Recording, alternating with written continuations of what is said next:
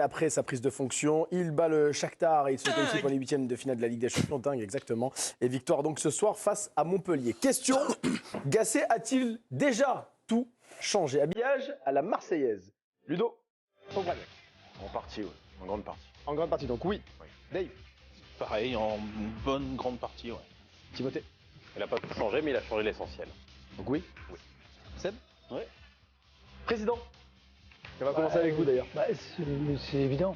Je veux dire, quand on voyait cette équipe moribonde, on se demandait comment ils jouaient, ce qu'ils faisaient, ce qui se passait sur le terrain. En 2 matchs, on a vu tout d'un coup des joueurs revenir à leur niveau. On reparlera tout à l'heure des uns et des autres, mais des joueurs qui jouent sur ce qu'ils sont capables de faire. Une équipe à peu près organisée, cohérente, qui remonte en plus, qui arrive à chaque fois à revenir. Ça veut dire qu'elle a... de ce dont parlait l'ancien entraîneur, l'engagement, ils en parlaient beaucoup, mais ils ne l'avaient pas. Gasset, il n'en parle pas, mais ils l'ont. Je veux dire, il y a quelque chose quand même, oui, il a transformé cette équipe, et on le voit. 2 matchs, ils ont marqué 7 buts en 2 matchs. Qu'est-ce qu'on peut lui demander de plus? Non, moi je trouve qu'il a amené... En même temps de la sérénité, parce qu'il ne crie pas, il ne gesticule pas, il ne court pas dans tous les sens. Il est là, il a apaisé tout le monde. Et il a redonné de l'âme à cette équipe et il a redonné à des joueurs un niveau. Quand on voit Ndiaye, c'était un zombie il y a 15 jours. Et tout d'un coup, voilà, on dit oui, effectivement, c'est un bon joueur. Oui, c'est vrai que tactiquement, parce qu'il a dû s'adapter d'ailleurs, puisque Murillo n'était pas là, Klose également n'était pas là. Il a dû recomposer sa défense, recomposer son couloir droit. Ludo, on a vu un très bon Chancel Mbemba, on en reparlera dans un instant. Et effectivement, Iliman Ndiaye, entre les lignes, là où c'est finalement son poste préférentiel, alors qu'il était un peu trimballé sur un côté avec Gattuso. Ouais, il remet un peu de bon sens dans cette équipe qui retrouve finalement son ADN. Quand je dis que tout n'est pas réglé, c'est qu'elle a toujours des largesses défensives. Montpellier a touché 2 fois les montants, mais en fait, ça ne me dérange pas. Parce que cette équipe, quand elle va de l'avant comme ça, quand elle a de l'allant, quand elle met ce panache, cette folie, elle est quasiment inarrêtable. Elle peut prendre des buts, mais elle aurait toujours mis un but de plus que Montpellier ce soir. Et c'est ce qu'on lui demande, et c'est ce qu'on voyait principalement sous Tudor. Elle est dans cet ADN-là, cette équipe-là doit jouer comme ça, elle doit enflammer ce public qui s'est retrouvé un peu ce soir, je pense, au niveau identitaire, au niveau de cette équipe. Ouais, on les avait un peu, oui, il a débloqué des rouages psychologiques, c'est sûr, du bon sens de revenir dans ce système qui fonctionne bien, le choix des hommes, parce que Ismaïla Sarr, c'était pas comme ça l'idée. Elle vient pas comme ça de se dire on va le faire jouer piston. Iliman Ndiaye de le recentrer. Non, je trouve. Je savais pas dans quel état il allait aborder ce challenge. Tu te disais après la Côte d'Ivoire, c'est quand même un sacré coup sur la tête qu'il a pris. Dans quel état il est, les joueurs, est-ce qu'ils ont encore? Je monte dans le train Jean-Louis Gasset. J'étais à la gare, j'attendais. Je vais courir après le train pour essayer de le rattraper. Voilà. Seb, vous êtes déjà dans le train Gasset à Marseille? Moi, j'étais pas. Je sais pas ce qu'avait dit Ludovic, mais. Ah, vous ne regardez pas les émissions de la chaîne L'équipe? Je comprends pas toutes. Ouais, pas quand j'y suis. Le problème, c'est qu'il y est très souvent. Ben oui, ça. C'est complexe de tout suivre. Hein, vous savez. Moi, j'ai un travail. Et j'étais pas fan de ce qui se disait, quoi. Les moqueries m'agaçaient un petit peu. J'avais des doutes, comme tout le monde, parce que je savais pas comment il avait vécu vraiment. L'épisode de la Côte d'Ivoire. Sébastien Haller, dans une émission de la chaîne L'équipe, l'équipe de choc, s'était exprimé de manière assez maladroite, à mon avis, alors qu'il voulait être gentil avec lui en disant que c'était bon vieux papy. Ouais. Ça fait jamais beaucoup de bien dans un groupe, mais en fait, tout est normal. Marseille bat Montpellier, c'est normal, à domicile. Tu mets en place un système cohérent, où chaque joueur se retrouve à son poste. On est pour moi dans quelque chose de logique, de normal. Il a amené un peu de cohérence sans réaliser des choses, des prouesses encore. Ça fait que 2 matchs, on va voir. Mais en tout cas, c'est simple. Et c'était l'essentiel, à mon avis, vu le bazar précédent. Il y a un mot important souligné par Raymond à l'instant, Dave. Sérénité. C'est vrai, quand on regarde cette équipe marseillaise, elle avait l'air sereine, même après l'ouverture du score de Montpellier. Ce fut le cas contre le Shakhtar, où le Shakhtar avait marqué en premier également. Sous Gattuso, quand l'OM était mené, l'OM paniquait. Ce n'a pas été le cas ces derniers jours. Ouais, l'OM paniquait parce qu'il y avait un entraîneur qui était fébrile, qui tous les 3 jours t'expliquait qu'il n'avait plus la solution, qu'il n'avait jamais vécu ça, que Enfin, il avait l'air à chaque fois d'être sans ressources, quoi. Et à un moment, les joueurs le captent, c'est des fauves, quoi. Ils ont des capteurs et ils se disent, mince, avec cet entraîneur-là, on peut pas continuer. Il peut pas nous emmener plus haut puisqu'il a l'air démuni. Alors qu'il l'aimait bien. Oui, mais voilà, mais c'est ça. Il n'y avait pas un problème de divorce, il n'y avait pas un problème de cassure. Ils l'ont dit, confirmé. Aubameyang l'a dit. Moi, en plus, c'était mon voisin à Milan. Enfin, voilà, ils ont tous eu un mot là-dessus. Mais c'est vrai qu'avec Jean-Louis Gasset, moi, je rejoins tout le monde, c'est un peu l'éloge de la simplicité, parce que là, il ne révolutionne pas le foot.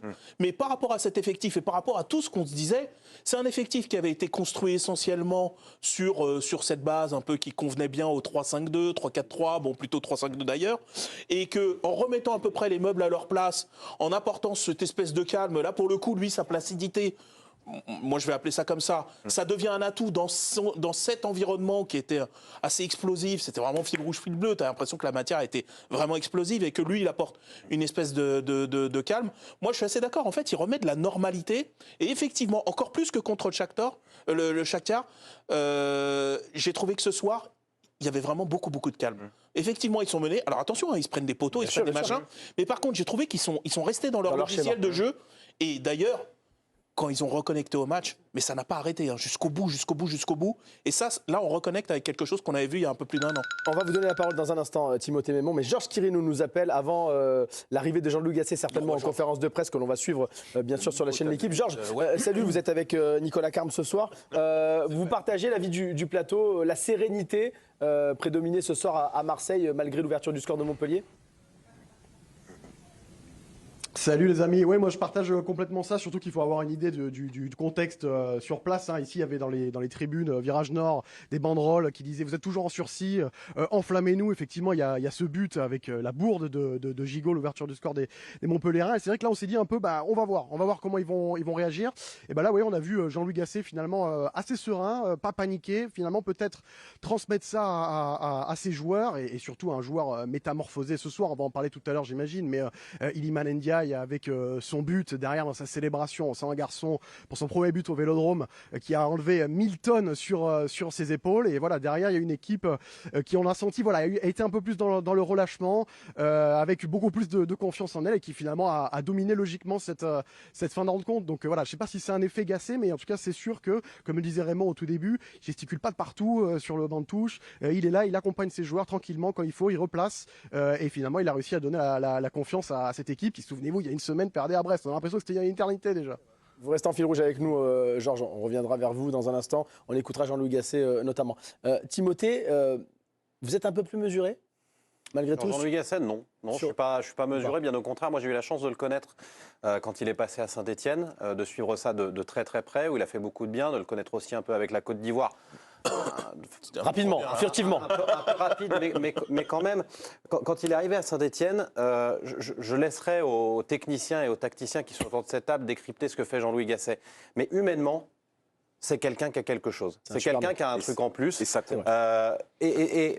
Effectivement, le dire c'est un gentil papy, c'est pas très chouette, mais ça résume pas mal de choses.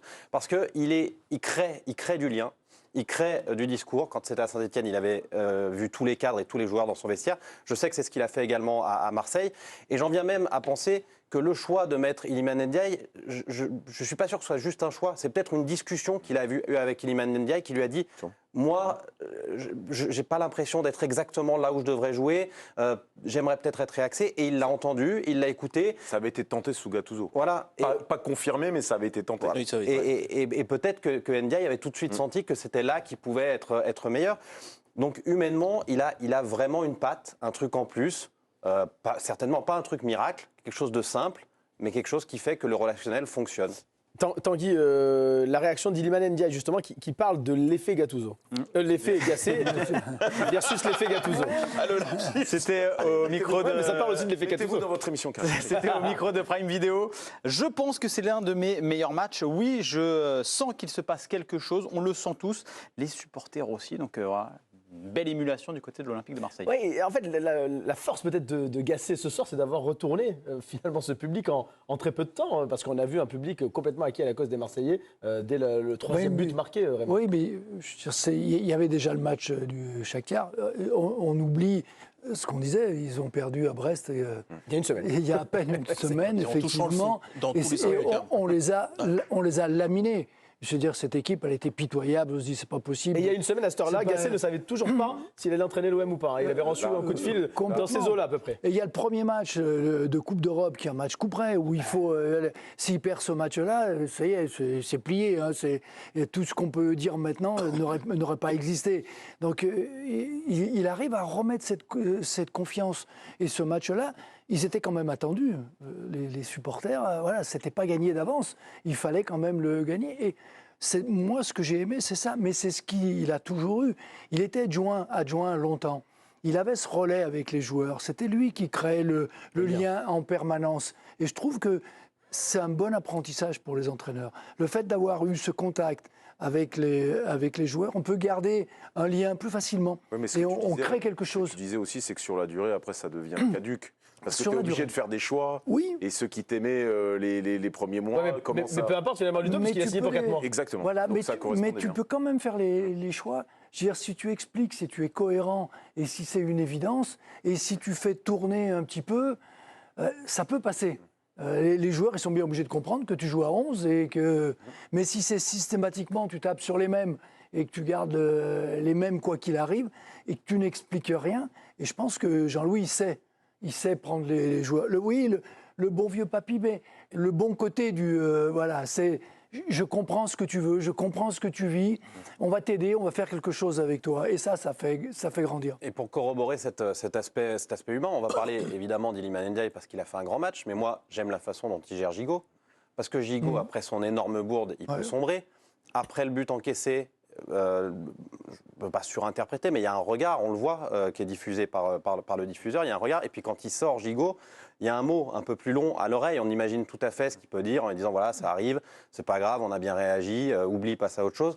Bref, des choses extrêmement simples, mais dont des joueurs en plein doute, et dont je le disais la semaine dernière, le maillot pesait un peu lourd sur les épaules parce que c'est l'OM, bah, ça peut juste faire du bien, juste rassurer et rasséréner. Et puis aussi, pardon, Vas-y, Dave. excusez-moi, mais c'est vrai qu'on est sur ce qu'apporte Jean-Louis Gasset en termes peut-être de calme, de sérénité, effectivement, dans une période où ils avaient peut-être plus besoin de ça qu'autre chose ou d'une révolution footballistique. Mais il y a aussi peut-être probablement la capacité des joueurs eux-mêmes parce qu'ils ont essoré 2 entraîneurs. Enfin, je dis ils ont essoré, façon de dire, mais ce que je veux dire, voilà, Marcelino, ça l'a pas fait pour plein de raisons. Gattuso, ça le faisait vraiment pas et on voyait plus d'un.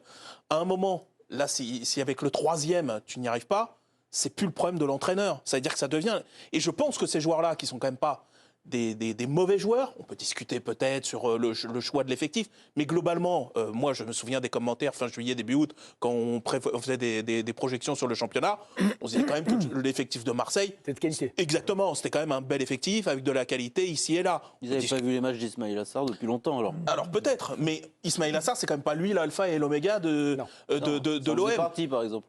Voilà, mais moi je trouve quand même que globalement, à l'échelle de la Ligue 1, c'est pas un mauvais effectif. Il y a pas beaucoup d'équipes qui peuvent avoir un attaquant comme Aubameyang, un milieu de terrain, Kondogbia, Verretou, bon Rongier il est blessé, mais vous voyez un peu ce niveau-là. Et moi, je pense que maintenant, les joueurs, ils sont aussi face à eux-mêmes. Et d'ailleurs, c'était la première prise de parole de Gasset. C'était de les placer en disant, mais là, maintenant, c'est aux joueurs. C'est aux joueurs de. Il a même parlé de la une de l'équipe. Vous vous en rendez compte, 4 entraîneurs en une saison. Exactement, oui, parce qu'il y a Pancho en plus. Oui, il y a Pancho Abardonado, Voilà. effectivement. Et donc, je pense qu'à un moment, bah, là, c'est évidemment il y a ce qu'il apporte. Et puis, il y a aussi maintenant les joueurs qui sont placés dos au mur. Quoi. Mais honnêtement, moi, je pensais pas. Je pensais le mal plus profond. C'est pour ça que quand il est arrivé, j'étais mi-figue, mi-raisin, parce que je savais que c'était un Il va magicien. fracasser, c'est pas grave. Non, Vas-y, c'est pas grave. Loin de là, parce que beaucoup de respect pour lui. C'était un magicien de la manière de retourner le cerveau, en tout cas d'accompagner les joueurs. Je pensais que le mal était plus profond sur les joueurs eux-mêmes. Tactiquement, techniquement, je voyais pas un joueur comme Iliman Ndiaye. J'avais l'impression qu'il faisait 3 mètres de haut aujourd'hui, c'est-à-dire qu'il avait l'air très frêle, fragile, à côté de la plaque, souvent perdu, pas à la hauteur, maillot trop. Et là, ce soir, c'était une montagne. Il a résisté dans les duels, il était fort, je l'ai trouvé puissant, je l'ai trouvé costaud, on est passé de Fifi Brindacier à Hulk, quoi, tu vois. Donc, mais je pensais pas que c'était dans ces proportions-là C'est de la pop que culture. le rouage psychologique était à ce point touché. Je pensais que c'était plus profond que ça, c'était plus grave que ça. Donc là, oui, en effet, ça devient l'homme de la situation. Je reviens sur le Fifi Bernatchez, Oui. vu que ça dit beaucoup sur votre jeunesse. Oui. Si j'étais psy, j'essaierais de creuser tout ça. Franchement, mais on n'a pas le temps là. J'aime dans beaucoup, la- j'aime beaucoup les couettes. Dans le contenu, Seb, dans le contenu aussi, c'est vrai que le contenu avec Gattuso, même si l'OM a gagné quelques matchs avec Gattuso, on se souvient de ce match contre l'Ajax à domicile où l'OM prend 3 buts, mais l'OM en marque 4. C'était un match qui n'était pas maîtrisé de bout en bout. Effectivement, il y a eu le début de match pour Gasset aujourd'hui où ça a été compliqué, mais dans le contenu, on a presque l'impression que c'était presque le meilleur contenu de Marseille cette saison. Vous partagez cet avis ou pas? Oui, alors j'aurais du mal là, comme ça, à comparer avec tous les matchs depuis le début de saison. Je pense qu'il faut quand même être prudent par rapport à ça. Parce qu'il y a quand même eu beaucoup d'occasions concédées, un peu de réussite, beaucoup même de réussite. Voilà, ça signifie quelque chose quand on a de la réussite, mais défensivement, il faudra faire mieux pour être une équipe vraiment costaud. Je ne pense pas que cette équipe soit devenue costaud comme ça du jour au lendemain.